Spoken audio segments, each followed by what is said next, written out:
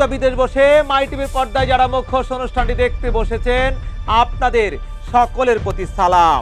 আশা করি সকলে ভালো আছেন, আর আপনাদের ভালো থাকাটাই যে আমাদের একান্ত কামনা। আপনারা জানেন, সমাজে চলমান অনিয়ম, দুর্নীতি এবং ভালো মানুষের মুখোশ পরে যারা বিভিন্ন ধরনের অপরাধ করে বেড়াচ্ছে, তাদের স্বরূপ উন্মোচনে মাই টিভির আয়োজন আপনাদের প্রিয় অনুষ্ঠান মুখোশ। আর আপনাদের সঙ্গে থাকছি আমি এসকে লিটন। আজ আপনাদের সামনে এমন একটি চিত্র তুলে ধরতে চাই, যে ঘটনায় চাঞ্চল্যকর সৃষ্টি হয়েছে পুরো দেশ জুড়ে, বিরোধের সৃষ্টি হয়েছে দুটি সরকারি সংস্থার। যে বিষয়টি বলতে চাই সেটি হলো, গত 31 জুলাই একজন অবসরপ্রাপ্ত মেজরকে মাদকের নাটক সাজিয়ে ক্রসফায়ারের নামে হত্যা করেছে টেকনাফ থানা পুলিশ। যেই ঘটনায় ইতিমধ্যেই ওসি সহ বেশ কয়েকজনকে গ্রেপ্তার করেছে, আর গ্রেপ্তারের পর বেরিয়ে আসছে থলের বিড়াল। সেই থলের বিড়াল সম্পর্কে জানতে চাই, আর জানতে হলে আমাদের সঙ্গে আপনাদের একটু যেতে হবে টেকনাফে। গত মাসের 31 জুলাই 2020 রাত আনুমানিক 9টা কক্সবাজার টেকনাফের শামলাপুর তল্লাশি চৌকিতে অবসরপ্রাপ্ত মেজর সিনহা মোহাম্মদ রাশেদকে গুলি করে হত্যা করা হয়। টেকনাফ থানার ওসি প্রদীপ কুমার দাসের নির্দেশে শামলাপুর বাহারছড়া ফাঁড়ির ইনচার্জ উপপরিদর্শক লিয়াকত আলীর গুলিতে সিনহা নিহত হয়। গাড়ি থেকে নামার সময় 2 হাত উঁচু করেও রক্ষা পায়নি সিনহা। পরপর 4টি গুলি করা হয়। প্রত্যেকটি গুলি সিনহার শরীরে লাগে। মুহূর্তের মধ্যে সিনহা মাটিতে লুটে পড়ে। 31 জুলাই এই জায়গায় সিনহাকে নির্মমভাবে গুলি করে হত্যা করা হয়। টেকনাফ থানার ওসি প্রদীপের ক্ষমতার দাপটে ওই এলাকার মানুষ দিশেহারা হয়ে পড়ে। যারা মাদক ব্যবসায়ী এবং সন্ত্রাসী কর্মকাণ্ডের সঙ্গে জড়িত ছিল, তাদেরকে আধিপত্য বিস্তার করতে দেয় ওসি প্রদীপ। আর যারা নিরীহ সহজ সরল মানুষ, তাদেরকে জিম্মি করে দিনের পর দিন রক্ত চুষে খেয়েছে। আর যারা এসব মাদক ব্যবসায়ী এবং সন্ত্রাসীদের বিরুদ্ধে প্রতিবাদ গড়ে তুলেছে, তাদের হতে হয়েছে ক্রসফায়ারে হত্যাকাণ্ডের শিকার। আর অনেককে জেলে তো ঢুকিয়েছেন তিনি, তার হিসেব কে বা জানে। এই ঘটনার পর থেকেই তার অজানা অনেক অপরাধের গল্প বেরিয়ে আসছে, যা প্রতিনিয়ত লোমহর্ষক বটে। প্রদীপ, লিয়াকত, নন্দদুলাল সিনহার পরিচয় পাওয়ার পরেও গুলি করে হত্যা করে। হত্যার পর প্রদীপ পুলিশ সুপারকে মোবাইল ফোনে যেমনটি জানিয়েছিলেন, কি আপনি এমন কি হয়েছে বলেন। স্যার লিয়াকত স্যার গুলি করছে নাকি স্যার? আমি যাচ্ছি স্যার ওখানে। ওই যে স্যার লিয়াকত স্যার ওই যে ইয়াতে চেকপোস্টে একটা গাড়ি সিগন্যাল দিয়েছে, সিগন্যাল দেওয়ার পরে গাড়ি থেকে তাকে পিস্তল দিয়ে গুলি করছে। আমি বললাম ঠিক আছে, তুমি তাড়াতাড়ি গুলি করো। সেও নাকি স্যার গুলি করছে স্যার। আমি যাচ্ছি স্যার ওখানে স্যার। প্রশ্ন আসতে পারে, হত্যাকাণ্ডের পর প্রত্যাহার হওয়া ওসি প্রদীপ সিনহার পরিচয় পাওয়ার পরেও কেন মাদকের দোহাই দিয়ে নাটক সাজিয়ে ক্রসফায়ারের নামে হত্যাকাণ্ডটি সংঘটিত করেন? অনুসন্ধানে দেখা যায়, সিনহা মোহাম্মদ রাশেদ টেকনাফের মাদকের ভয়াবহতা নিয়ে ডকুমেন্টারি করছিলেন। তার সেই অনুসন্ধানে মাদকের সঙ্গে সব জায়গায় ওসি প্রদীপের সম্পৃক্ত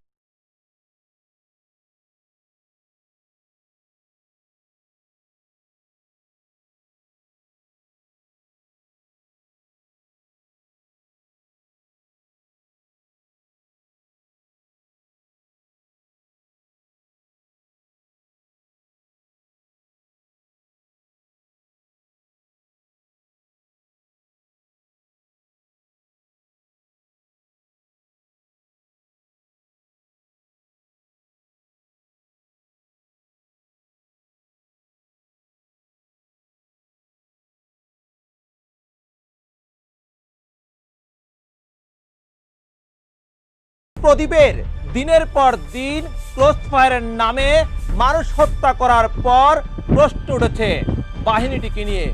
তবে আঙুল তোলার কোনো সুযোগ নেই। একজন প্রদীপের জন্য পুরো বাহিনী দায় দায়িত্ব নিতে পারে না। পুলিশের মধ্যেও অনেক ভালো কর্মকর্তা রয়েছে যারা দেশের জন্য ইতিমধ্যে জীবনও দিয়েছে। এমন পুলিশ অফিসার কিন্তু বাংলাদেশে রয়েছে অসংখ্য।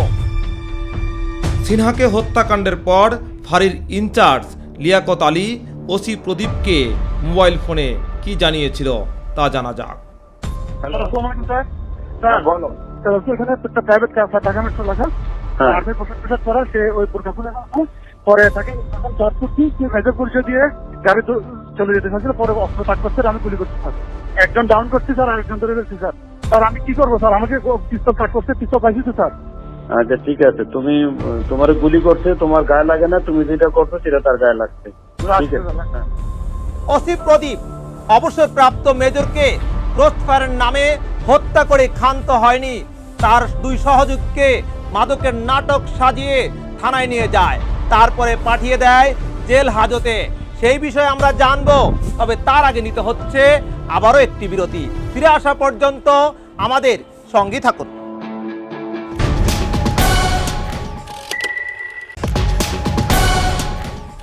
আমাদের সঙ্গে থাকার জন্য আপনাদের সকলকে ধন্যবাদ। বিরতির আগে যেখান থেকে শেষ করেছিলাম সেখান থেকে শুরু করা যাক। যেমনটি বলছিলাম, মাদকের নাটক সাজিয়ে ক্রসফায়ারের নামে অবসরপ্রাপ্ত মেজর সিনহাকে হত্যা করা হয়। তার দুই সহযোগীকে থানায় নিয়ে টর্চার করে, তারপর মাদকের মামলা সাজিয়ে পাঠিয়ে দেয় জেল হাজতে। সিনহা হত্যাকাণ্ডের পর তার সঙ্গে থাকা শিপ্রা দেবনাথ ও সাইদুল হক সিফাতকে মাদক মামলায় গ্রেপ্তার দেখানো হয়। পরে তাদেরকে জামিন দেয় আদালত। জেল থেকে বের হওয়ার পর শিপ্রা দেবনাথকে বিভিন্ন ফেসবুকে ভাইরাল করা হয়। তারপর এই ঘটনায় এক এসপি সহ কয়েকজনকে আসামি করে মামলা করতে গেলে মামলা নেয়নি পুলিশ। ওই রাতে কিভাবে মেজর সিনহাকে গুলি করে হত্যা করা হয় সেই লোমহর্ষক ঘটনার বর্ণনা দেন তারা। শুধু দুয়ার তুলে জানলা আর উনি বের হচ্ছেন দরজা খুলে, এটুকু আমি দেখছি। পরে আমি পিছনে ছিলাম, তো নিচু ছিলেন, এজন্য গাড়ির জন্য আমি আর ওনার পদক্ষেপটা আমি দেখতে পাই। উনি নামছে এবং উনি বলছে যে কাম ডাউন এরকম আওয়াজ উনি করতেছিলেন। কাম ডাউন মানে যে অফিসারকে, যে আর কি বন্দুকটা মানে যে আর কি, তো এর ভিতরে আমি গুলি শব্দ শুনছি। তারপর স্যার দুই বন্ধু এখনো আছি একসাথে। আমাদের একটা বন্ধু নাই, এখনো নাই। কিন্তু আমাদের যেই ঘটনাই ঘটেছে, এই সুষ্ঠু বিচার আসলে আমরা দাবি করি। হ্যাঁ, আমরা আশা করছি সুষ্ঠু কোনো তদন্ত হবে অবশ্যই। এর বিচার আমরা সুষ্ঠু বিচারই কাম্য, এছাড়া তো বাকি আর কিছু ফেরাবার নাই, যে চলে গেছে। একজন নিরপরাধ মেজরকে হত্যা করার পর কিভাবে মাদক বা অস্ত্র মামলা সাজাবে সেই পরামর্শ নিতেই ওসি প্রদীপ সাবেক এক এসপির সহযোগিতা নেয়। অপরাধ ও পরিচয় পাওয়ার পরেও কিভাবে মামলার জাল বুনবে সেই পরামর্শ দেন সাবেক পুলিশ কর্মকর্তা। স্যার আমি ওসি টেকনাফ স্যার প্রদীপ স্যার। হ্যাঁ, কি খবর প্রদীপ? এই কোরবানির দিন গরুর মধ্যে তুমি কি? স্যার এটা মহা বিপদে পড়ছে স্যার, একটু আপনার সাহায্য লাগবে স্যার। বলো। এখন স্যার আমরা স্যার একটা 153, 186 স্যার 307 এটা মামলা নিচ্ছি স্যার। স্যার 350 সরকারি কর্মচারী অ্যাসল্টের, আর তো স্যার 186 স্যার পুলিশের কাছে বাধা স্যার। ও স্যার অবসরপ্রাপ্ত স্যার। ও তাইলে আর এত জ্বরের কি আছে? না এখন স্যার ও তো মারা গেছে স্যার, পরবর্তীতে স্যার চিকিৎসার জন্য অবস্থা হাসপাতালে মারা গেছে। ও আচ্ছা, এর সঙ্গে যে লোকটা ছিল ওইটা কি? ওইটা স্যার ওই যে একটা ছাত্র আছে, স্ট্যামফোর্ড ইউনিভার্সিটির ছাত্র। 304 আমরা কি লিখবো স্যার এখানে ভিতরে?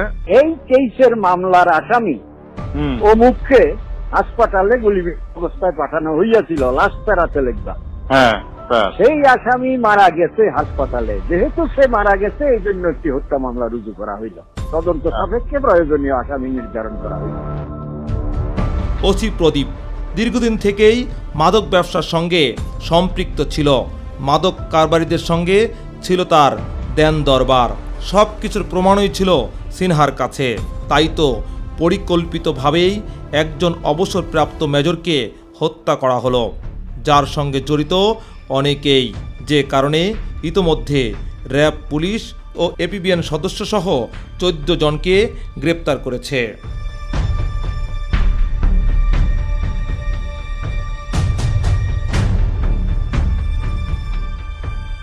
প্রতিনিয়ত মামলার বিস্তারিত তুলে ধরছেন তদন্তকারী সংস্থা র্যাব। আপনারা নিশ্চয়ই জানেন বরখাস্তকৃত 7 জন সদস্যের 4 জনকে ইতিমধ্যে রিমান্ডে এনে জিজ্ঞাসাবাদ করা হয়েছে এবং এই 4 জনের দেওয়া অত্যন্ত গুরুত্বপূর্ণ এবং স্পর্শকাতর কিছু তথ্য যেগুলা তদন্তকারী কর্মকর্তা ইতিমধ্যে তার নজরে এনেছেন। সন্তান হারানো মায়ের দাবি অপরাধীদের দৃষ্টান্তমূলক শাস্তি, তবে তদন্ত নিয়ে সন্তুষ্টি প্রকাশ করেছেন তিনি। প্রত্যেক প্রধানই আমাকে সহযোগিতা করার আশ্বাস দিয়েছেন, প্রত্যেককে ধন্যবাদ। এবং আপনারা সাংবাদিকরা, আপনাদের প্রত্যেকটা জিনিস আমি পড়ছি, আমার হৃদয় ছুঁয়ে যাচ্ছে। আমি সবাইকে আপনাদেরকে ধন্যবাদ দিই যে একটা দেশের সুন্দর একটা পরিবর্তন আমরাই আনবো, আপনারাই আনবেন। প্রদীপ অনেক মায়ের বুক খালি করেছেন, স্ত্রী হারিয়েছেন তার স্বামী, সন্তান হারিয়েছে তার বাবা। প্রদীপের গ্রেপ্তারের পর হত্যাকাণ্ডের রহস্য প্রতিনিয়ত উদ্ঘাটিত হচ্ছে, এমনটাই দাবি তদন্তকারী সংস্থা র্যাবের। আরো যদি আমাদের প্রয়োজন দরকার হয় তখন আমরা আরো তাদেরকে রিমান্ডে নেওয়ার জন্য বিজ্ঞ আদালতে আবেদন করব। ঘটনার যেখান থেকে সূত্রপাত সেই মুনিয়া পাহাড় থেকে শুরু করে আমরা ঘটনাস্থল 3 বার পরিদর্শন করেছি। আমরা এইসব জায়গাগুলো রেকি করেছি এবং সংশ্লিষ্ট যারাই ছিল, টেকনাফ থানার পুলিশ, ফাঁড়ির পুলিশ, তদন্ত কেন্দ্রের পুলিশ এবং আর্ম পুলিশ ব্যাটালিয়ন সদস্য, প্রত্যক্ষদর্শী এবং এই ঘটনার সাথে সংশ্লিষ্ট যে সকল গাড়ি ঘোড়া ছিল তার গাড়ি চালক এবং ময়নাতদন্তকারী ডাক্তার এবং সুরথাল তৈরিকারী যে পুলিশ কর্মকর্তা, আমরা মোটামুটি প্রায় 60-এর মতো 60 আমরা ব্যক্তিবর্গকে জিজ্ঞাসাবাদ করেছি, তাদের থেকে তথ্য সংগ্রহ করেছি।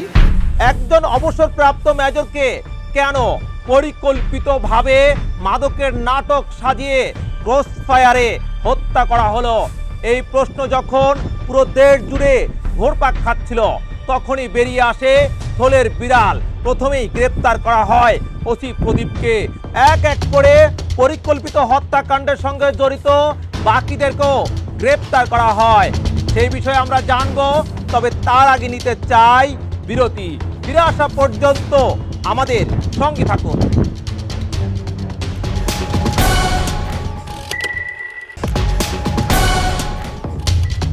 আমাদের সঙ্গে থাকার জন্য আপনাদের সকলকে ধন্যবাদ।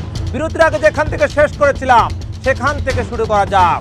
একজন প্রদীপ, তাতে কি তিনি দিনের পর দিন পশুর মতো মানুষকে ক্রসফায়ারের নামে হত্যা করেছে। সর্বশেষ একজন অবসরপ্রাপ্ত মেজরকেও তিনি ছাড়েননি, তাকেও পরিকল্পিতভাবে হত্যা করেছে। কী কারণে হত্যা করা হলো সেই বিষয়ে জানতে চাই, চলুন সেখান থেকে ঘুরে আসি। ওসি প্রদীপ মাদক সন্ত্রাসী কর্মকাণ্ডের সঙ্গে জড়িত, গরিবের রক্ত চুষে খাচ্ছে, নিরীহ মানুষকে হয়রানি করছে। তার মতের বিরুদ্ধে কেউ অবস্থান নিলে মাদকের নাটক সাজিয়ে ক্রসফায়ারের নামে মানুষ হত্যা করছে, এমন প্রতিবেদন ছাপার পর স্থানীয় সাংবাদিক ফরিদুল মোস্তফাকে রাতের আধারে গ্রেপ্তার করে প্রদীপ।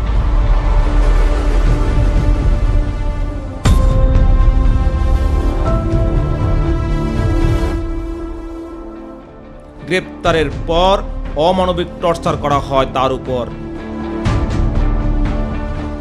এখন একটা চোখে ওনার সমস্যা, 2টা চোখের ভিতরে মরচুকুরা দিয়ে ওনাকে মারা হয়েছে। প্রদীপ কুমার দাস উলঙ্গ করে ভিডিও করছে এবং প্রতিটা নারী দিয়েও নাকি ওনাকে অনেক ভিডিও করছে। অনেক নির্যাতন করার পরে কক্সবাজার আদালতে সোপন করার সময় আমার ভাইয়ের 2 হাত পঙ্গু ছিল, পায়ের আর হাতের একটা নৌকো ছিল না। মাদকের মামলা সাজিয়ে জেল হাজতে পাঠানো হয়।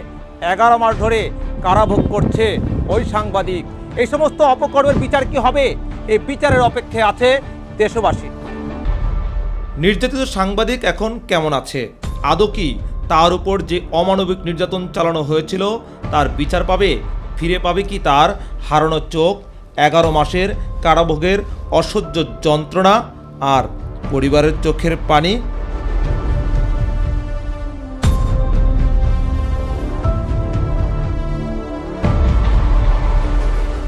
আমরা চাই সত্যের বিচার। মামলাগুলো সব মিথ্যা, আমি আবার অনুরোধ করতেছি মাননীয় প্রধানমন্ত্রীর কাছে, স্বরাষ্ট্রমন্ত্রীর কাছে, আমার হাজবেন্ডর আমরা যেন সঠিক বিচারটা পাই। সাংবাদিক ফরিদুল মুস্তাফার নির্যাতনের সঠিক বিচার হবে আশা করি। ফরিদুল মুস্তাফা একজন সাংবাদিক এবং তার বিষয়ে তার বাড়িতে যে সে কখনো যে ইয়াবা ব্যবসায়ী ছিল না সেটি আমি শতভাগ বলতে পারি। প্রত্যাহার হওয়া ওসি মাদক কারবারি করেই ক্ষান্ত হয়নি। সন্ত্রাসী কর্মকাণ্ডের সঙ্গে ছিল তার গভীর সম্পর্ক। নিরীহ মানুষকে ক্রসফায়ারের ভয় দেখিয়ে হাতিয়ে নিয়েছে কোটি কোটি টাকা। থানার ভেতরে প্রদীপের টর্চার সেল ছিল, সেখানে মানুষকে গ্রেফতার দেখিয়ে রাতের আধারে টর্চার করা হতো, আর যারা টাকা দিত তাদেরকে ছেড়ে দিত, যারা টাকা দিতে না পারত তাদেরকে ক্রসফায়ারের নামে হত্যা করত। এ সমস্ত টাকা দিয়ে প্রদীপ হয়েছেন হাজার কোটি টাকার মালিক। অস্ট্রেলিয়া, ভারতে করেছেন বাড়ি, সেখানকার ব্যাংকগুলোতে রয়েছে তার শত শত কোটি টাকা। ওসি প্রদীপের গল্প কাহিনী এখানেই শেষ নয়। থানার ভেতরেই বসাতেন মদের আড্ডা, তাও আবার চিহ্নিত সন্ত্রাস ও মাদক কারবারিদের নিয়ে, সাথে সুন্দরী রমণীরা। যেখানে রাতভর চলতো জলসা, জানতো অনেকেই, কিন্তু প্রতিবাদ করলেই যে জীবন নাশ। উপরের অনেক কর্মকর্তা জানলেও কিছু যায় আসে না, কারণ সবাই তার টাকার কাছে নতজানু ছিল। বিনা অপরাধে একজন কাউন্সিলরকে প্রদীপ মাদক নাটক সাজিয়ে ক্রসফায়ারে হত্যা করে। বাবা মেয়ের ফোনালাপ, দেশবাসীর চোখ দিয়ে অশ্রু ঝরিয়েছে এই প্রদীপ। নীলা কেন? জরুরি কাজে যাচ্ছি। হ্যাঁ, জরুরি কাজে যাচ্ছি। জরুরি কাজে যাচ্ছি আমি, ঠিক আছে, গাড়িতে আছি তো। আপনি তুমি কান্না উঠতো যে। Hello hello. একজন স্ত্রী নিজ কানে শুনেছেন কিভাবে স্বামীকে গুলি করে হত্যা করা হয়েছিল।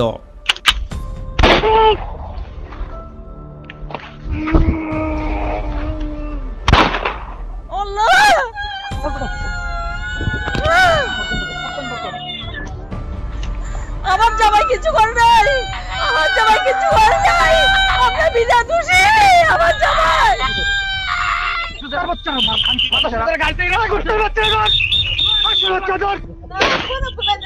হ্যালো হ্যালো কে?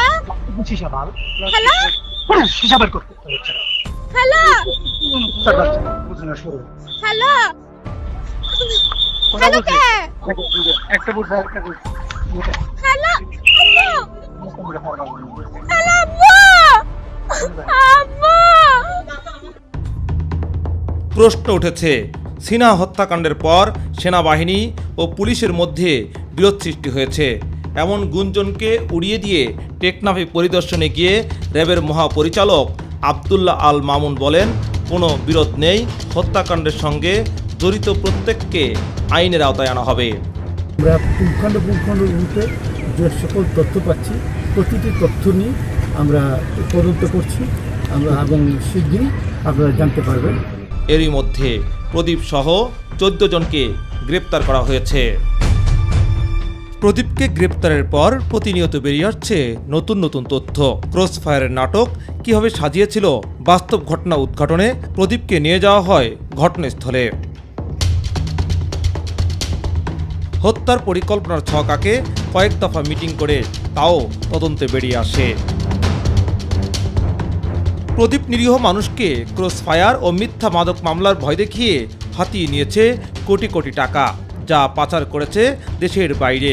তার স্ত্রীর নামে রয়েছে শত শত কোটি টাকার সম্পদ। সিনহাকে হত্যার পর প্রদীপের কুকর্মের তথ্য প্রমাণ গায়েব করে দেয়। সেগুলো উদ্ধার করেছে তদন্তকারী সংস্থা র্যাব। মিলেছে ওসি প্রদীপের কুকর্মের ফিলিস্তি। এরই মধ্যে মামলা তদন্তে বিভিন্ন দিকে মোড় নিচ্ছে। প্রশ্ন উঠেছে, ইলিয়াস কোবরার যোগসাজশে হত্যার পরিকল্পনা বাস্তবায়ন করা হয়। তবে কোবরা জানান, সিনহা নামে কাউকে চিনতেন না তিনি। প্রথম আমি বলতে চাই, আমি সিনহা সাহেব নামে কাউকে চিনি না, কোনোদিন ওনার সঙ্গে আমি কথাই বলি নাই, ওনাকে আমি জানিও না। আজকে 9 দিন 10 দিন পরে ঘটনা, সিনহা সাহেবকে আমি চিনি বা আমার বাগান বাড়িতে নিয়ে গেছি, এই কথাটা যে আসছে এটা সম্পূর্ণ একটা বানোয়াট কথা, সম্পূর্ণ মিথ্যা কথা। এটা এত বড় একটা মিথ্যা কথা আর আমার বলার কোনো ভাষা নাই। প্রদীপ অসংখ্য মানুষকে বিনা অপরাধে টাকার কাছে নতজানু হয়ে ক্রস ফায়ারের নামে হত্যা করেছে। সেই সমস্ত পরিবারগুলো এখন ছুটেছে মামলা ঠুকতে। প্রতিবার বলে এখনো আছে গিরা ওখানে আর অভিযোগ আসায়। প্রতিনিয়ত জটলা খুলছে, বেরিয়ে আসছে হত্যাকাণ্ডের নাম্বার।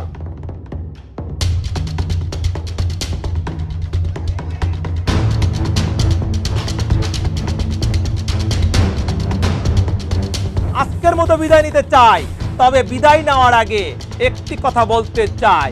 আমাদের সমাজে অসংখ্য প্রদীপ রয়েছে যারা অসহায়, ছিন্নমূল এবং গরিব মানুষদের দিনের পর দিন রক্ত চুষে খাচ্ছে, যারা মাদক কারবারি এবং চিহ্নিত সন্ত্রাসী তাদের সঙ্গে হাতাহাত করে ক্রস ফায়ারের নামে মানুষ হত্যা করছে। চলুন তাদের বিরুদ্ধে প্রতিবাদ করে তুলি। এই হোক আমাদের অঙ্গীকার। এই কামনায় আজকের মতো বিদায় নিতে চাই।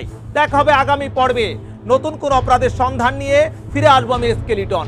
সেই পর্যন্ত অপেক্ষায় থাকুন আর চোখ রাখুন মাই টিভির পর্দায়। যোগাযোগ করুন এই ঠিকানায়। প্রযোজক মুখোশ, মাই টিভি ভবন, 150/3, পূর্ব উলন, হাতিরঝিল, ঢাকা 1219। আর আপনার আশপাশের যে কোনো অপরাধমূলক তথ্য জানাতে ফোন করুন এই নাম্বারে। মোবাইল 0171579257 অথবা ইমেল করতে পারেন skeleton.crime@gmail.com। সুস্থ থাকুন, ভালো থাকুন এবং আপনার আশপাশের মানুষের দিকে খেয়াল রাখুন। আল্লাহ হাফেজ।